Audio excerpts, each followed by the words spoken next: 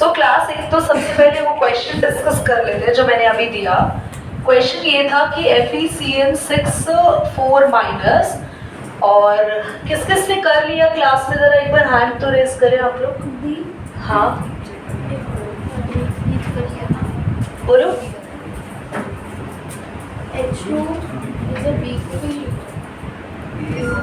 Carbon and nitrogen donors ligand are the strong field ligands, and oxygen and halogen donors ligands are the weak field ligands. तो आप लोगों ने यहाँ पर बनाया था, और एक बार चेक करो जिन्होंने कर लिया, वेरी गुड। सो सबसे पहले ये कॉम्प्लेक्स कैसा है, टेट्राहेड्रल, सॉरी स्क्वायर प्लेनर है, ऑक्टाहेड्रल है। ऑक्टाहेड्रल क्यों? क्योंकि इसका कोऑर्डिनेशन नंबर 6 है।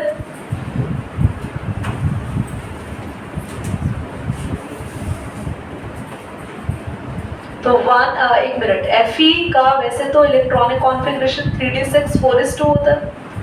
चार्ज Fe पे कितना आया बेटा, ये -6 उधर जाके +6 हो जाएगा, और +2 आया तो 3d6।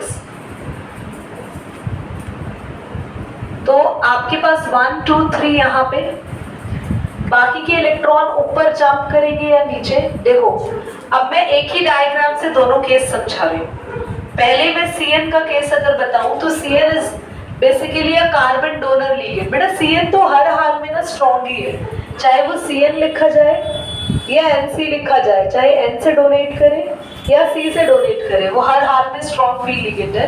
तो बाकी के 3 इलेक्ट्रॉन भी यहीं आ जाएंगे। This is the diagram of FeCN6 4 minus. So there is no unpaired electron. यही पूछा गया था कि बताइए कितने अनपेयर्ड इलेक्ट्रॉन है, there is no unpaired electron. I think it's done. कितने बच्चों ने ये किया? बाकी रेस्ट क्या कर रहे थे आप लोग? आकाश बेटा हाँ कमी है ना, देखो उसको। सबसे पहले इलेक्ट्रॉनिक कॉन्फ़िगरेशन लिखा, फिर तुमने चार्ज ढूंढा ना, Fe का +2 आ रहा है। कैसे आ रहा है? ये X है, Cn पे -1 होता है, ये आता होगा एथेवॉट इतना करना, तो इक्वल टू -4 -6, अब सॉल्व होके +2 आ जाएगा X। तो 2 इलेक्ट्रॉन तुमने निकाल दी, 3d6 बचे। उसके बाद तुम लिगेंड देखो ना भाई, लिगेंड स्ट्रॉन्ग है, तो लिगेंड स्ट्रॉन्ग होता है तो 3 इलेक्ट्रॉन भरने के बाद वो 4th इलेक्ट्रॉन ऊपर नहीं जाने देगा, यही लेकर आएगा, 4th भी 5th भी 6th भी। और अगर ये वाटर होता, ये केस Cn का है, आप चाहो तो नोट कर सकते हो, जिन्होंने कर रखा है उनको कोई जरूरत नहीं है। यही वाटर वाले केस में सारा नहीं बना रही, सब कुछ दोबारा नहीं कर रही, सब कुछ यही लिखना है, यही लिखना है, डायग्राम भी यही बनेगा, सिर्फ ये चीज चेंज होगी। और प्लीज ये मैंने T2G और Eg लिखवाया था पिछले केस में, मैं भूल रही हूँ शायद। हाँ प्लीज लिख लो T2G Eg। और स्क्वायर प्लेनर में ये डबल वाले नीचे थे ना, उस डायग्राम में जिसमें स्क्वायर प्लेनर था, ये था ना स्क्वायर प्लेनर, Eg गलती से वो स्क्वायर प्लेनर पिछली क्लास में ही बोल दिया था। 4 कोऑर्डिनेशन नंबर वाला लिगेंड है T2G, और इसका डिफरेंस है ΔT, ठीक, और ये ΔO, ये लिखना है। अच्छा वो भाई याद आ गया, ये लिखवाया था तो मैंने, T2G Eg बोलते हैं इसको। तो T2G किसी का नाम नहीं है, भारतीय T2G। तो T2G में कितने इलेक्ट्रॉन आएंगे? 3 आ गए। बाकी के इलेक्ट्रॉन कहाँ भेजे? अगर मैं वाटर के साथ डील करूँ, ध्रुव ऊपर 1 2 है ना। अभी क्या T2G Eg, ये Eg T2G, ये ΔT वाले का है बेटा, टेट्राहेड्रल ऑक्टाहेड्रल का ही है। ओके, बोर्ड पे देखो T2G ट्रिपल वाले को कहते हैं, जहाँ 3 सर्कल्स है। लुक एट इट, 1 2 3 4 5 6 आ गया, ठीक। यहाँ मिले मुझे अनपेयर्ड इलेक्ट्रॉन, कितने मिले? 4 अनपेयर्ड, और साथ ही क्या है? This is a high spin complex. Why high spin? क्योंकि इलेक्ट्रॉन जंप कर गया। It's a high spin complex. यहाँ पे इलेक्ट्रॉन जंप नहीं कर पाया, इट्स अ लो स्पिन। ये लो स्पिन है, ये हाई स्पिन है, ये डिफरेंस आया। और एक बेटा इधर देखो, ये लो स्पिन है, इलेक्ट्रॉन जंप नहीं कर पाया, तो डेल नॉट लार्ज है। डेलो लार्ज है, ये जंप कर गया तो यानी कि ये डिफरेंस कैसा है बोलो, डेलो इज स्मॉल। साथ ही ये कैसा है, paramagnetic, and this should be diamagnetic. हालांकि इतना पूछा नहीं था, ये मैंने वर्बली तुम्हें बता दिया to make the things clear from previous class. Pushkar 5 जो ये ऑर्बिटल्स हैं डी, वो डीजेनरेट ऑर्बिटल्स कहलाते हैं। डीजेनरेट क्यों, क्योंकि इन पांचों की एनर्जी लेवल सेम नहीं होती। तो इन पांचों की एनर्जी सेम नहीं होती, इसीलिए पांचों अपने आप को स्प्लिट कर लेते हैं। तो ये मैंने 2 ऑर्बिटल्स ऊपर रखे, 3 नीचे रखे। अगर कॉम्प्लेक्स ऐसा हो जिसके 6 लिगेंड हो, उसका ये डायग्राम होता है, उसे कहते हैं ऑक्टाहेड्रल कॉम्प्लेक्स।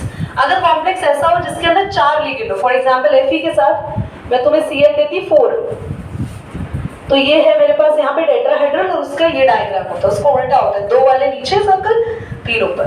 बस हमें चार्ज निकाल के इलेक्ट्रॉन्स की फिलिंग करनी होती है। स्ट्रॉन्ग और वीक फील्ड लिगेंड का यही काम होता है, पेयरिंग कराते हैं और पेयरिंग नहीं कराते। स्ट्रॉन्ग फील्ड लिगेंड है तो यही बस सबरे बोलूं, कहां से आ गया वर्ड में, यही बस सारे इलेक्ट्रॉन्स आ जाएंगे, ठीक है, ऊपर नहीं जाएंगे। अगर और जरूरत पड़ी तो जाएंगे ऊपर में, मान लो 8 इलेक्ट्रॉन होते तो वो ऊपर जाते हैं। और यहाँ पे क्योंकि H2O वीक फील्ड लिगेंड है तो 6 के 6 इलेक्ट्रॉन यहाँ नहीं आए, पहले इलेक्ट्रॉन ऊपर गए फिर नीचे, पेयरिंग नहीं हुई पहले, समझे मेरी बात। और यहाँ भी हमें ये बनाना होगा 1 2 3 4 5 एंड 6, ठीक।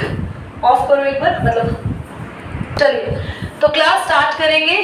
कलर्स इन कोऑर्डिनेशन कंपाउंड बहुत ही अच्छा टॉपिक है, और I forgot to, मेरे ब्रेक हो गया है वो जेमस्टोन पहना हुआ था जो मैंने, द रिंग। तो होता क्या है कि किसी ने पहना है क्लास में एनी जेमस्टोन, कलरफुल होते हैं। I the topaz in my hand, I hope होता लकी था मतलब मेरे लिए, तो दोबारा बनवाएंगे। दूसरी बात, कलर्स कहाँ से आते हैं जेमस्टोन्स के अंदर, हम पिचकारी लेके रंग भरने तो जाते नहीं। Have you seen ruby? Red ruby? हाँ, देखा है आपने? Good. रियल में देखा होगा? रूबी पहनते हैं बहुत लोग। हाँ, people usually wear ruby. हाँ, तो कुछ कहना चाह रहे? Colors कहाँ से आए उनमें? तो all the color game is because of coordination compounds. हम डी ब्लॉक में आएंगे ना, अभी हम डी ब्लॉक बाद में पढ़ेंगे। अब उसमें मैं आपको पढ़ाऊंगी डी ब्लॉक के जितने भी एलिमेंट्स होते हैं, they have a colour property, उनके पास कलर प्रॉपर्टी होती है। अब ये कलर प्रॉपर्टी को एक्सप्लेन करा इस CFT ने हमें। तुम लोग नोटिस नहीं कर रहे हो what happening over there. CFT के अंदर जब इलेक्ट्रॉन यहाँ भरने के बाद ऊपर जो जंप कर रहा है ना, चाहे वो पहले ही कर रहा हो, पेयरिंग नहीं हुई तो 1 2 3 जंप हो गया, चाहे बाद में करे, बाद में, फिलहाल यहाँ तो नहीं करा, पर मान लो अगर इलेक्ट्रॉन 7 होते तो जंप होता ना। जब जब इलेक्ट्रॉन लो स्पिन से हाई स्पिन की ओर जंप करता है तो उसको एनर्जी चाहिए, और वो एनर्जी लेता है इस रूम में या इस एनवायरनमेंट में present visible light region rays से। विजिबल लाइट है, एनर्जी लेता है दीदी, पर हमारे तो स्टोन का कलर रात को भी हमें दिखता है। वो एक्चुअली हमें जरूरी नहीं है कि लाइट दिख रही है तभी यूनिवर्स में प्रेजेंट है, light is always there around us. तो हमेशा ये कॉम्प्लेक्स क्या करते हैं, कलर बनाने के लिए एनर्जी लेते हैं और एनर्जी से इलेक्ट्रॉन जंप होता है। अब ये जब इलेक्ट्रॉन जब भी जंप होता है तो जो एनर्जी लेते हैं उतना सारा का सारा यूज नहीं करते। एक्चुअली क्या होता है, जैसे येलो कलर ले रहे हैं तो वॉयलेट कलर बाहर निकलेगा, ब्लू और ग्रीन कलर की लाइट एब्सॉर्ब कर रहे हैं तो रेड कलर बाहर निकलेगा। ये कॉम्प्लीमेंट्री चलता है। तो अगर कोई भी कलर वेवलेंथ हम एब्सॉर्ब कर रहे हैं तो उसका कॉम्प्लीमेंट्री कलर बाहर निकलता है। तो मैंने आखिर में एक लाइन लिखवाई थी, hence the colour is visible to us, the colour which is not absorb but the colour which is transmit. जो कलर बाहर निकलता है, जो लाइट रे बाहर निकल रही है वो कलर दिखता है। इसीलिए जो हमें जेमस्टोन्स पहनते हैं ना, उसमें से रेज निकलती है, और वो रेज ऐसा एस्ट्रोलॉजर्स मानते हैं कि कई हद तक हमारे को सूट करती है, तो हमें पहनना चाहिए। मेरी बात समझ में आई आप लोगों को? ठीक है। Here I'm not promoting the gemstone business कि go and just check it out your gemstone and just have from the market. No, I'm just telling you the reason find that why the color is being there. The color is visible to us because they have a tendency to absorb some radiations. Whatever the radiation they absorb, the complementary to that radiation they will emit. And whatever the radiation they will emit, the color which is going to appear to us from that complex. समझ में आया? Clear हो गया?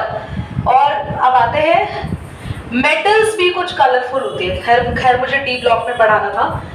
Metals भी कुछ colourful होती है. उसमें ना वर्ड आएगा डी ट्रांजिशन. अगर आप लोगों ने वो चैप्टर पढ़ा है तो डी ट्रांजिशन. उसमें भी ना डी ब्लॉक के एलिमेंट्स जो हैं जितने भी, जैसे प्लैटिनम ले लो, गोल्ड ले लो, कलरफुल होता है, येलो है, प्लैटिनम भी है, ओके. एंड और कोई कलरफुल एलिमेंट का नाम बताओ.